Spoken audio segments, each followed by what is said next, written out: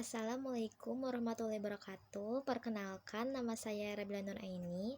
Di sini saya akan menceritakan pengalaman spiritual saya ketika saya naik gunung atau mendaki.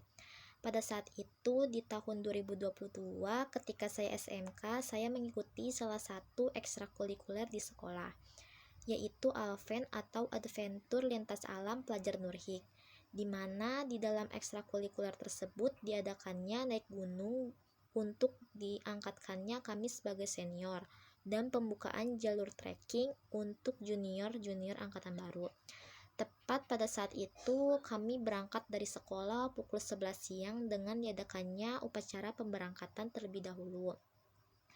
Ketika selesai upacara pemberangkatan, kami berangkat menggunakan mobil losbak menuju pila, yaitu yang memiliki pila tersebut itu Bu Haji, kepala yayasan sekolah kami. Kami istirahat di pila beberapa jam hingga menunggu azan asar. Dan setelah azan, kami sholat berjamaah di pila yang kami tempati untuk meminta doa kepada Allah agar dilancarkannya ketika kami mendaki dan selamat hingga pulang. Ketika selesai sholat, kami diberangkatkan oleh guru ekstrakurikuler kami satu kelompok. Yang satu kelompoknya itu terdiri dari 4 orang, 3 junior yaitu kami, dan 1 orangnya senior, untuk menjaga kami selama di perjalanan trek. Jalan demi jalan hingga waktunya maghrib tiba, kami berhenti di satu titik berkumpul untuk sholat berjamaah dan istirahat untuk makan bersama.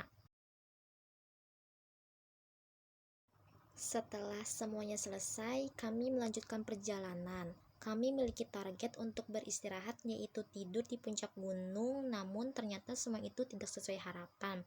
Di tengah perjalanan, teman saya merasa tidak enak perasaan, merasa ada yang melihat dia dan manggil-manggil namanya. Dan pada saat itu juga kami berhenti terlebih dahulu untuk menenangkan teman saya, karena ia menangis dan berucap takut. Lalu teman saya pun ditenangkan oleh senior-senior yang lainnya. Dan pada saat itu juga bahwa kami ternyata sudah meninggalkan sholat isya.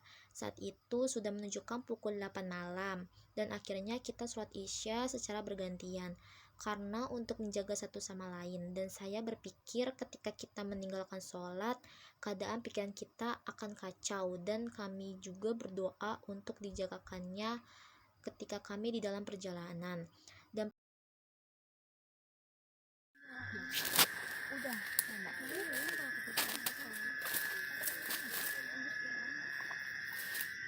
Dan percaya bahwa semua di sini adalah ciptaan Allah Subhanahu wa Ta'ala. Dan guru saya juga mengatakan, Allah tidak hanya menciptakan kita sebagai manusia, tapi Allah juga menciptakan seperti jin, roh, dan sebagainya.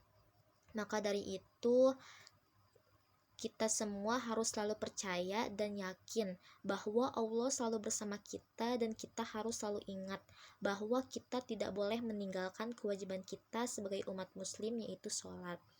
Dan guru saya juga berkata, kita di sini yaitu bertamu, karena ini wilayah mereka, jadi kita harus menghargai adanya mereka di sini. Dan pikiran kita tidak boleh kosong, karena terkadang insting atau sugesti kita lah yang menakut-nakuti kita, pada semua itu tidak ada. Kita harus selalu percaya dan yakin dengan Allah, bahwa Allah menjaga kita.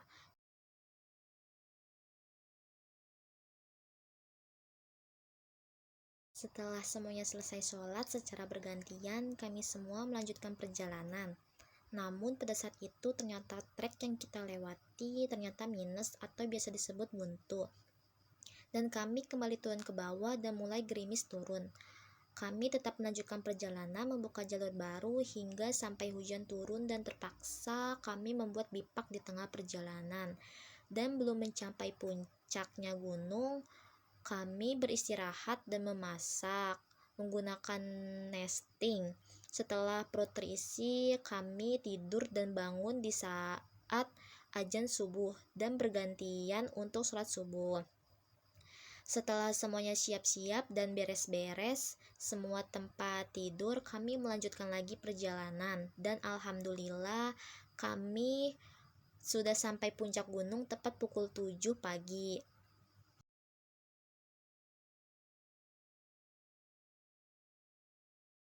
Pelajaran yang bisa kita ambil yaitu kita tidak boleh meninggalkan sholat walaupun kita di mana saja, bisa di luar ataupun dalam perjalanan.